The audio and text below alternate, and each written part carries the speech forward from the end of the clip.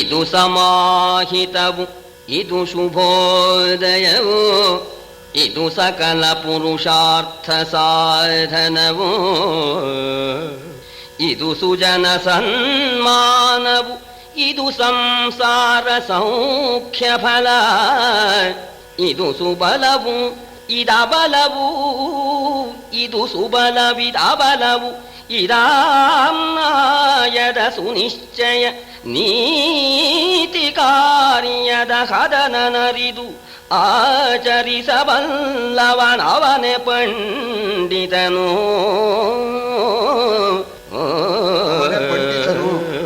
ಪಂಡಿತ ತಿಳುವಳಿಕೆಸ್ಥ ಯಾರಪ್ಪ ಅಂತಂದ್ರೆ, ಯಾವುದೊಂದು ಕಾರ್ಯವನ್ನು ಮಾಡಬೇಕಾದ್ರೂ ಕೂಡ ಇದು ನನಗೆ ಯೋಗ್ಯವೇ ಅಲ್ಲವೇ ಅನ್ನೋದನ್ನ ವಿಚಾರ ಮಾಡಬೇಕು. ತನಗೆ ಇದು ಯೋಗ್ಯವಾದ್ದು, ಇದರಿಂದ ಶುಭವಾಗತ್ತೆ, ಇದರಿಂದ ಪುರುಷಾರ್ಥ ಸಾಧನೆಯಾಗತ್ತೆ, ಇದು ಈ ಕಾರ್ಯವನ್ನು ಮಾಡಿದರೆ ಸಜ್ಜನರು ಗೌರವಿಸ್ತಾರೆ ಮತ್ತು ಸಂಸಾರಕ್ಕೆ ಇದು ಸೌಖ್ಯವನ್ನ ಕೊಡುವಂತಹದ್ದಾಗತ್ತೆ.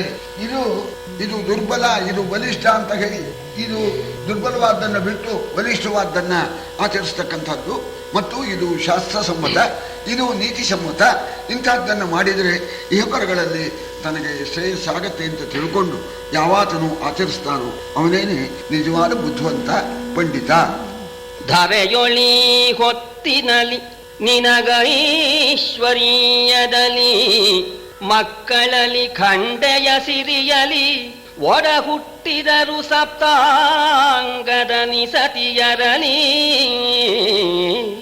ಗುರು ಪಿತಾಮಹ ಬಂಧು ಜನ ಮಿತ್ರರಲಿ, ಗುರು ಪಿತಾಮಹ ಬಂಧು ಜನ ಮಿತ್ರರಲಿ ಅರಾವುದು ಕೊರತೆ.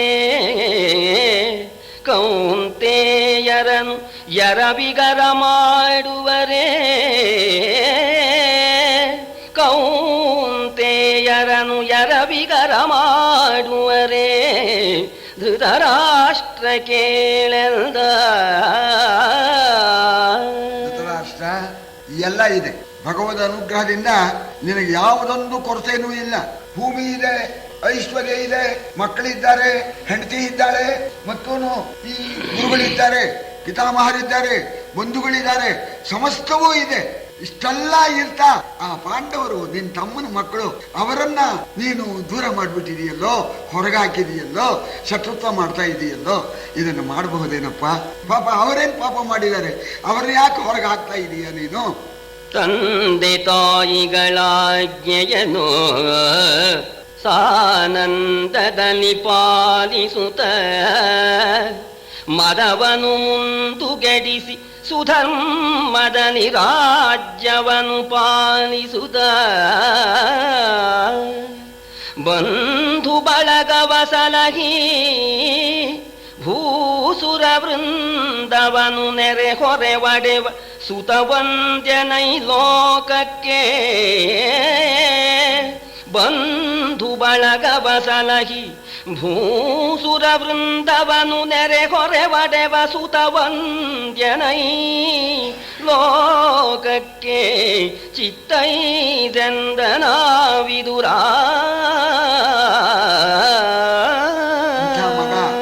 ಇಂಥ ಮಗ ಲೋಕಕ್ಕೆ ವಂದ್ಯ ಅಂತ ಪುಣ್ಯ ಮಾಡಿರ್ಬೇಕು ಅಂತ ಮಗನ ಪಡೆಯೋಕೆ ಅಂತ. ಯಾವಾತನು ಮಾತಾಪಿತೃಗಳ ಆಜ್ಞೆಯನ್ನ ಪರಿಪಾಲಿಸಿಕೊಂಡು ಇರ್ತಾನೋ ಅಂತ ಅವರು ಹೇಳಿದಂತೆ ಕೇಳ್ತಾ, ಅಹಂಕಾರವನ್ನು ಬಿಟ್ಬಿಟ್ಟು ಒಳ್ಳೆ ಧರ್ಮದಿಂದ ರಾಜ್ಯ ಪರಿಪಾಲನೆ ಮಾಡ್ತಾ, ಬಂಧು ಬಳಗ ಇವರನ್ನೆಲ್ಲ ಕಾಪಾಡ್ತಾ ಯಾವಾತನು ಸಂತೋಷದಿಂದ ಇರ್ತಾನೋ ಅವನೇ ನಿಜವಾದ ಸತ್ಪುತ್ರ. ಅವನನ್ನ ಲೋಕವೆಲ್ಲ ಕೊಂಡಾಡುತ್ತೆ ಅಂತ. ಆ ಬರೆಯದ ಕೈ, ಬಂಧು ಬಳಗಗಳನ್ನು ಹೊರೆಯದ ಕೈ, ಮರಗೈ ಇದ್ದಂತೆ ಚೂಡಾರತ್ನ ಅಂತ ನಾವು 1ನೇ ಕ್ಲಾಸ್ನಲ್ಲೂ ಏನೋ ಓದಿದ್ವಿ. ಈ ಕೈ ಮರದಲ್ಲಿ ಒಂದು ಕೈ ಹಾಕಿರ್ತಾರೆ, ಅಂತ ಕೈ ಆಗ್ಬಿಡುತ್ತೆ ಅಂತ ಅದು ಅಂತ. ಕೈಯಿನ ಲಕ್ಷಣ ಏನಪ್ಪಾ ಅಂದ್ರೆ ಬಂಧುಗಳನ್ನ ಕಾಪಾಡಬೇಕು, ಇದೇ ನಿಜವಾದ ಕೈ ಅಂತ ಹೇಳಿ ಅಲ್ಲಿ ಕೊಂಡಾಡಿದ್ದಾರೆ. ಇಂಥವನೇನೆ ಸದ್ಪುತ್ರ ಅಂತ ಹೇಳಿ ಹೇಳ್ತಾರಪ್ಪ, ಅವನ್ನ ಕೊಂಡಾಡ್ತಾ ಇದ್ದಾರೆ ಮಹಾರಾಜ. ಸುಲಭಾ ಪುರುಷಾರಾಜನ್ ಸತತಂ ಪ್ರಿಯವಾದಿನಃ, ಅಪ್ರಿಯಸ್ಯ ಚ ಪಥ್ಯಸ್ಯ ವಕ್ತ ಶ್ರೋತಾ ಚ ದುರ್ಲಭ. ರಾಮಾಯಣದಲ್ಲಿ, ಮಹಾಭಾರತದಲ್ಲಿ ಇದು ಅನೇಕ ಕಡೆಯಲ್ಲಿ ಬರುತ್ತೆ. ಇದು ಬಹಳ ಮುಖ್ಯವಾದ ಪದ್ಯ.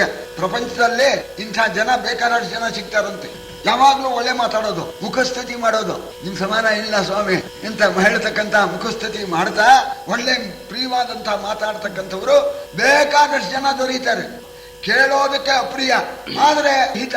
ಇಂಥ ಮಾತನ್ನ ಆಡೋರೂ ಇಲ್ಲ. ಯಾಕೆಂದ್ರೆ ಆಡಿದ್ರೆ ಅವ್ರಿಗೆ ಬೇಜಾರಾಗುತ್ತೆ, ನಮ್ಮ ಪ್ರಯೋಜನ ಹೋಗುತ್ತೆ ಅಂತ ಇಂಥದ್ದು ಆಡೋದೇ ಇಲ್ಲ. ಅಪ್ರಿಯವಾಗಿದ್ರು ಹಿತವಾಗಿರ್ತಕ್ಕಂತಹ ಮಾತನ್ನ ಆಡ್ತಕ್ಕಂಥವರು ಇಲ್ಲ. ಒಂದ್ ಪಕ್ಷ ಯಾರು ಆಡೋರು ಏನಾದ್ರು ಸಿಕ್ಬಿಡ್ಬೋದು, ಕೇಳತಕ್ಕಂತ ಮನುಷ್ಯ ಇಲ್ವೇ ಇಲ್ಲ. ಆದ್ದರಿಂದ ಯತ್ಪೃಥಿವ್ಯಾಂ ವ್ರೀಹಿಯವಂ ಹಿರಣ್ಯಂ ಪಶವಸ್ತ್ರೀಯ ನಾಲಂ ಏಕಸ್ಯ ತತ್ಸರ್ವಂ ಇತಿ ಪಶ್ಯನ್ ನಮುಹ್ಯತಿ ಅಂತ ಮಾತನ್ನ ಹೇಳ್ತಾ ಇದ್ದ. ಮನುಷ್ಯನ ಆಸೆಗೆ ಮಿತಿಯೇ ಇಲ್ಲ ಅಂತ. ತಥೋಪ್ಯಾಶ ಗರೀಯಸಿ ಅಂತ ಇದಕ್ಕೆ ಒಂದು ಹೇಳಿದ್ರು. ಪ್ರಪಂಚದಲ್ಲೆಲ್ಲ ದೊಡ್ಡದು ಯಾವುದಪ್ಪ? ಅಬ್ಧಿರ್ ಮಹಾ, ಸಮುದ್ರ ಬಹಳ ದೊಡ್ಡದು. ಸಮುದ್ರಕ್ಕಿಂತ ದೊಡ್ಡದು ಯಾವುದು? ಅಬ್ಧೈರಪಿ ನಭೋ ಮಹತ್, ಸಮುದ್ರಕ್ಕಿಂತ ಆಕಾಶ ದೊಡ್ಡದು. ಅದಕ್ಕಿಂತ ದೊಡ್ಡದು ಯಾವುದು? ನಭಸೋಪಿ ಮಹತ್ ಬ್ರಹ್ಮ, ಆಕಾಶಕ್ಕಿಂತ ದೊಡ್ಡದು ಪರಬ್ರಹ್ಮ. ಬ್ರಹ್ಮ ಅಂದ್ರೆ ದೊಡ್ಡದು ಅಂತ, ವಿಶಾಲ ಬ್ರಹ್ಮ ಅಂತ ಆ ಶಬ್ದವೇ ಅದು. ಅದಕ್ಕಿಂತ ದೊಡ್ಡದು ಬ್ರಹ್ಮ. ಅದಕ್ಕಿಂತ ದೊಡ್ಡದ ತಥೋಪ್ಯಾಶ ಗರೀಯಸಿ, ಆಶೆ ಇದೆಯಲ್ಲ ಬ್ರಹ್ಮವಸ್ತುಕ್ಕಿಂತ ದೊಡ್ಡದಪ್ಪ. ಈ ಮಾತು ಕೂಡ ಭಾರತದಲ್ಲಿ ಬಹಳ ಕಡೆ ಬರುತ್ತೆ.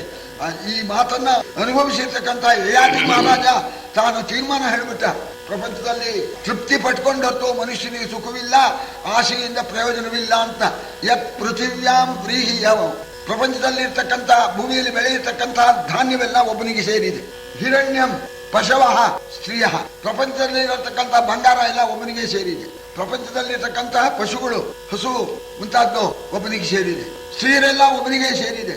ಇಷ್ಟಾದರೂ ಕೂಡ ನಾಲಂ ಏಕಸ್ಯ ತತ್ಸರ್ವಂ, ಸಾಲು ಇನ್ನೊಂದು ಸ್ವಲ್ಪ ಇದ್ದಿದ್ರೆ ಆಗೋದು. ಪ್ರಪಂಚದಲ್ಲಿ ಇದ್ದಿದ್ದೆಲ್ಲ ಅವನಿಗಾಗಿದೆ, ಇನ್ನೂ ಬೇಕಂತೆ. ಇದನ್ನ ವಿಚಾರ ಮಾಡ್ಬಿಟ್ಟು ಇತಿ ಪಶ್ಯನ್ ನಮುಹ್ಯತಿ, ಇದನ್ನ ಮನದಟ್ಟು ಮಾಡ್ಕೋಬೇಕು. ಅವನಿಗೆ ಭ್ರಾಂತಿ ಉಂಟಾಗೋಲ್ಲ, ಈ ಐಶ್ವರ್ಯಾದಿಗಳಲ್ಲಿ ಭ್ರಾಂತಿ ಉಂಟಾಗೋಲ್ಲ. ಆದ್ರಿಂದ ನೋಡಪ್ಪ, ಇದನ್ನ ವಿಚಾರ ಮಾಡಿ ನೋಡು. ಎಲ್ಲ ನಂಗೆ ಬೇಕು ಅಂತ, ಇಡೀ ಭೂಮಿ ಎಲ್ಲ ನಂಗೆ ಬೇಕು ಅಂತ ಆಸೆ ಮಾಡಬೇಡ. ರಾಜನ್ ಭೂಯೋ ಬ್ರವೀಮಿತ್ವಾಂ ಪುತ್ರೇಶು ಸಮಮಾಚರ ಸಮತಾ ಯರಿತೆ ರಾಜನ್ ಸ್ವೇಷು ಪಾಂಡು ಸುತೇಶು ಚ. ಮಹಾರಾಜ, ನನ್ನ ತಮ್ಮನ ಮಕ್ಕಳು ಅಂತ ಪ್ರೀತಿ ತೋರಿಸ್ತಾ ಇದೆಯಲ್ಲ, ನಿಜವಾಗೂ ನಿನ್ನ ಮಕ್ಕಳ ಮೇಲೆ ಪ್ರೀತಿ ಇದ್ದಂತೆ ನಿನ್ನ ತಮ್ಮನ ಮಕ್ಕಳು ಪಾಂಡವರ ಮೇಲೂ ಪ್ರೀತಿ ಇರೋ ಪಕ್ಷದಲ್ಲಿ ಇಬ್ಬರನ್ನು ಒಂದೇ ಸಮನಾಗಿ ನೀನು ನೋಡ್ಕೋ, ಪಕ್ಷಪಾತ ಮಾಡಬೇಡ ಅಂತ ಹೇಳ್ತಾ ಇದ್ದಾನೆ ವಿದುರ. ಕೋಪವೆಂಬುದನರ್ಥ ಸಾಧನ, ಕೋಪವೇ ಸಂಸಾರ ಬಂಧನ, ಕೋಪದಿಂದಿಹ ಪರದ ಸುಕೃತವು ಲಯವನೈದು, ಕೋಪವನು ವರ್ಜಿಸಲು ಬೇಹುದು, ಕೋಪವನು ವರ್ಜಿಸಲು ಬೇಹುದು, ಕೋಪವುಳ್ಳವನಾಗಲಿ ಕಾಪುರುಷನಿಹ ಪರಗೆ ಚಿತ್ತೈರೆಂದನ ವಿದುರ. ತ್ರಿವಿಧಂ ನರಕಸ್ಯೇದಂ ದ್ವಾರಂ ನಾಶನಮಾತ್ಮನಃ ಕಾಮಃ ಕ್ರೋಧಶ್ಚ ಲೋಭಶ್ಚ ತಸ್ಮಾದೇತತ್ರಯಂ ತ್ಯಜೇತ್ ಅಂತ ಗೀತೆಯಲ್ಲಿ ಹೇಳಿದ್ದಾರೆ. ಕಾಮ, ಕ್ರೋಧ, ಲೋಭ ಅಂತ. ಕಾಮನಾರು ಸ್ವಲ್ಪ ಹತೋಟಿ ತಗೋಬಹುದು, ಆ ಕ್ರೋಧ ತಗೊಳಕ್ಕಾಗೋದೇ ಇಲ್ಲ. ಕಾಮಕ್ಕಿಂತ ಪವರ್ ಜಾಸ್ತಿ ಕೋಪದ್ದು. ವಿಶ್ವಾಮಿತ್ರ ಋಷಿಗಳು ತಪಸ್ಸು ಮಾಡ್ತಾ ಕೂತ್ಕೊಂಡ್ರು ಬ್ರಾಹ್ಮಣ್ಯ ಸಂಪಾದಿಸೋದಕ್ಕೆ. ಮೇನಿಕೆ ಬಂದ್ಲು. ಆ ಮೇನಿಕೆಯ ಹಾವುಗಳಿಗೆ ಇವರು ಮನಸ್ಸೋತ್ಬಿಟ್ಟು ಅವಳ ಜೊತೆಯಲ್ಲಿ 10 ವರ್ಷ ಸಂಸಾರ ಮಾಡಿಬಿಟ್ರು. ಕಾಮ ಗೆಲ್ಲೋಕಾಗ್ಲಿಲ್ಲ. ಆಮೇಲೆ ವಿವೇಕ ಬಂತು. ಆಮೇಲೆ ಬೇರೆ ದಿಕ್ಕಿಗೆ ಹೋಗಿ ತಪಸ್ ಮಾಡಿದ್ರು. ರಂಭೆ ಕಳಿಸಿದ ದೇವೇಂದ್ರ. ಆ ರಂಭೆ ಬಂದು ಹಾವುಭಾವ ಪ್ರದರ್ಶನ ಮಾಡೋಣ, ಇವರಿಗೆ ಕಾಮ ಬರ್ಲಿಲ್ಲ, ಎಲ್ಲ ನನ್ನ ತಪಸ್ಸು ಕೆಡಿಸ್ತಾ ಇದೆಯಲ್ಲ ಅಂತ ಕೋಪಗೊಂಡು 10,000 ವರ್ಷ ಕಲ್ಲಾಗಿ ಹೋಗು ಅಂತ ಶಾಪ ಕೊಟ್ರು. ತಪಸ್ಸಿನ ಫಲನೆಲ್ಲ ಕಳ್ಕೊಂಡ್ರು. ಆ ವಿಶ್ವಾಮಿತ್ರ ಹೇಳಿದ್ರು, ಏನಾಯ್ತು? ಕಾಮದಿಂದ ಕಳ್ಕೊಂಡೆ, ಈ ಕ್ರೋಧದಿಂದ ಕಳ್ಕೊಂಡೆ. ಕಳ್ಕೊಂಡಿದ್ದು ನಿಜವಾ?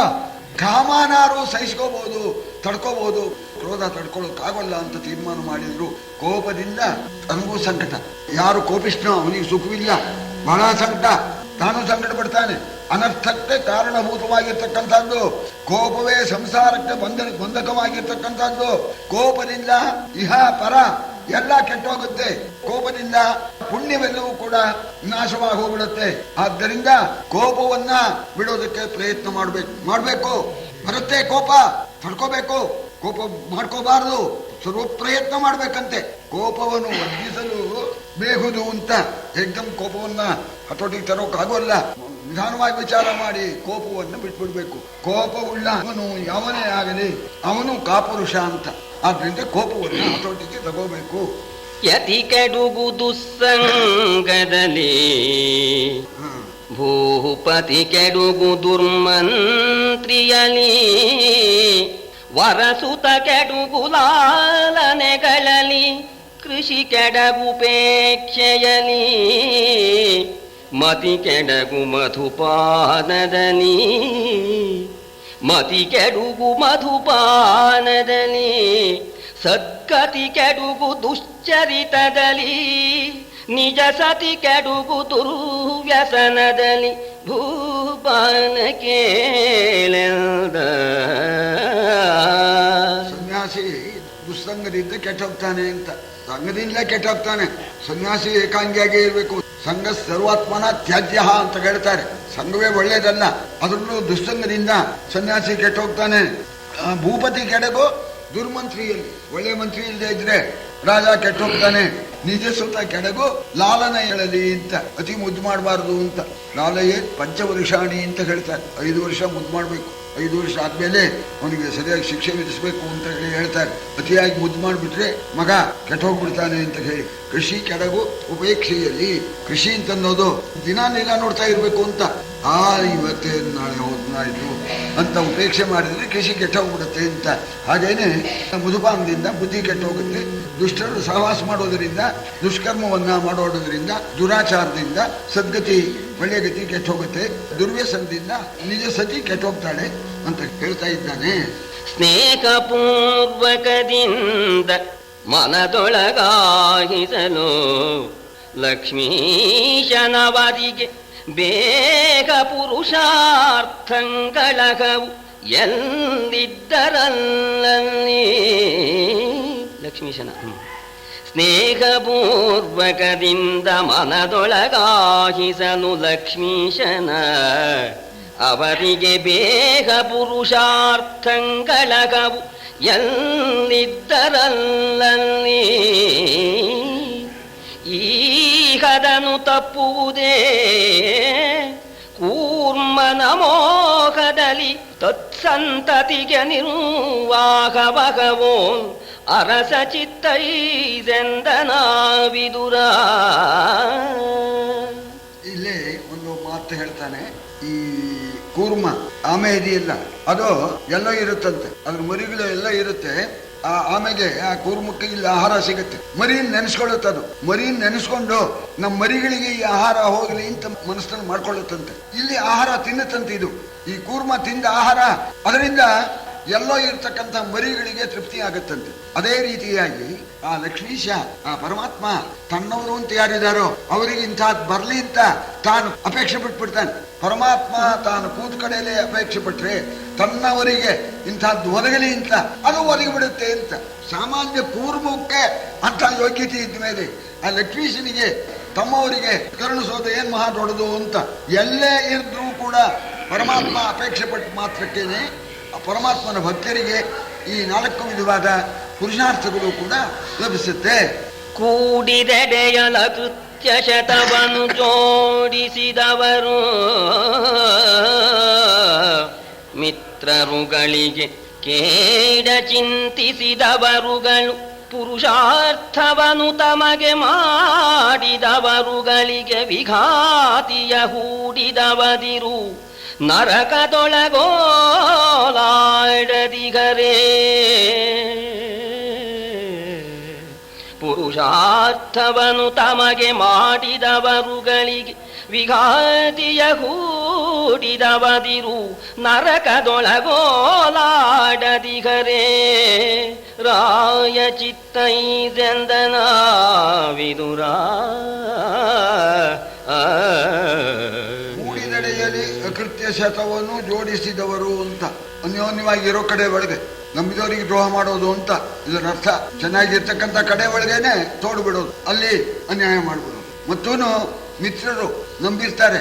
ಅಂತಹ ಮಿತ್ರರ ವರ್ಗದಲ್ಲಿ ಮಿತ್ರರಿಗೆ ಕೇಡನ್ನ ಉಂಟು ಮಾಡತಕ್ಕಂಥವರು, ತಮಗೆ ಸಕಲ ಪುರುಷಾರ್ಥವನ್ನು ಕರುಣಿಸಿ ತನ್ನನ್ನ ಕಾಪಾಡಿ ತನ್ನನ್ನು ಉದ್ಧಾರ ಮಾಡಿರೋರನ್ನ ಅವರಿಗೆ ತೊಂದರೆ ಮಾಡತಕ್ಕಂಥವರು, ಅವರಿಗೆ ಪುರುಷಾರ್ಥವನ್ನು ಕೊಟ್ಟು ಉಪಕಾರ ಮಾಡಿರ್ತಕ್ಕಂಥವರಿಗೆ ವಿಘಾತಿ ಅಂದ್ರೆ ತೊಂದರೆಯನ್ನ ಯಾರು ಉಂಟು ಮಾಡ್ತಾರೋ ಅವರು ನರಕಕ್ಕೆ ಹೋಗದೆ ಇರೋಕ್ಕಾಗತ್ತೆ ಅಂತ. ಮಾಡಿದ ಕರ್ಮ ಅದರಂತೆ ನರಕಕ್ಕೆ ಹೋಗಿಯೇ ತೀರ್ಬೇಕು. ಅಂಥವರು ನರಕದಲ್ಲಿ ಮುಳುಗುತ್ತಾರೆ. ಕುಲ ಜನಾಗಲಿ ಅಕುಲ ಜನಾಗಲಿ, ಕುಲ ಜನಾಗಲ ಕುಲ ಜನಾಗಲಿ, ಜಲರುಹಾಕ್ಷನ ನಾಮ ಕೀರ್ತನದೊಳಗೆ ಬದುಕುವನಾವನು ಆತನೆ ಸುಕೃತಿ ಎಂಬವನು.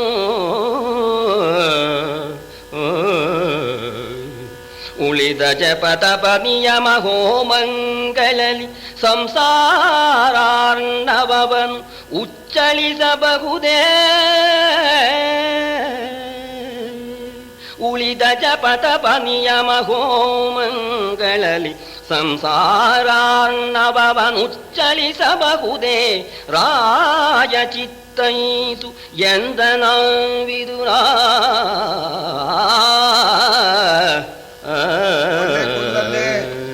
ಹುಟ್ಟಿರ್ಬಹುದು ಅಥವಾ ಒಳ್ಳೆ ಕುಲದಲ್ಲಿ ಹುಟ್ಟದೇ ಇರಬಹುದು. ಯಾವಾತನು ಆ ಪರಮಾತ್ಮನ ಪದ್ಮನಾಭನ ನಾಮಕೀರ್ತನೆಯನ್ನ ಮಾಡ್ತಾರೋ ಅಂಥವನು ಪುಣ್ಯವಂತ. ಅವನನ್ನೇನೆ ಸುಕೃತಿ ಅಂತ ಹೇಳಿ ಕರಿಬೇಕು. ಅವನಿಗೆ ಸಂಸಾರ ಸಮುದ್ರವನ್ನು ದಾಟತಕ್ಕಂಥ ಯೋಗ್ಯತೆ ಉಂಟಾಗತ್ತೆ ಅಂತ. ಬಾಕಿ ಯಾವುದರಿಂದಲೂ ಕೂಡ ಸಂಸಾರವೆಂಬತಕ್ಕ ಸಮುದ್ರವನ್ನು ದಾಟೋದಕ್ಕೆ ಸಾಧ್ಯವೇ ಇಲ್ಲ. ಉಳಿದ ಜಪ ತಪ ನಿಯಮ ಹೋಮಗಳಲ್ಲಿ ಸಂಸಾರ ಅನ್ನವನು ಉಚ್ಚರಿಸಬಹುದೇ ಅಂತ. ಬೇಕಾದ್ ಮಾಡಬಹುದು, ಯಜ್ಞ ಮಾಡಬಹುದು, ಹೋಮ ಮಾಡಬಹುದು, ಜಪ ಮಾಡಬಹುದು, ನಿಯಮ ಮಾಡಬಹುದು, ವ್ರತ ಮಾಡಬಹುದು. ಯಾವುದರಿಂದಲೂ ಕೂಡ ಸಂಸಾರವೆಂಬತಕ್ಕಂಥ ಸಮುದ್ರವನ್ನು ದಾಟುವುದಕ್ಕೆ ಸಾಧ್ಯವಿಲ್ಲ. ಪರಮಾತ್ಮನ ನಾಮ ಸಂಕೀರ್ತನೆಯೇ ಸಂಸಾರ ಸಮುದ್ರವನ್ನು ದಾಟಿಸ್ತಕ್ಕಂಥದ್ದು.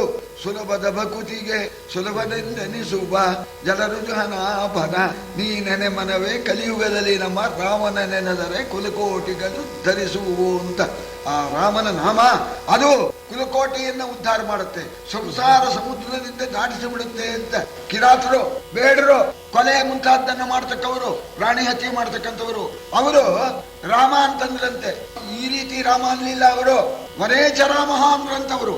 ವನೇಚ ರಾಮ ಆಗತ್ತಲ್ಲ, ಓಡಾಡ್ತೇವೆ ಅನ್ನೋದಕ್ಕೆ ಸಂಸ್ಕೃತದಲ್ಲಿ ಚರಾಮಹ ಅಂತ. ಅವರು ಕಾಡಿನಲ್ಲಿ ನಾವು ಓಡಾಡ್ತಾ ಇದ್ದೇವೆ, ನದಿ ತರಾಮಹ, ಹೊಳೆ ದಾಡ್ತೇವೆ ಅಂತ ತರಾಮಹ.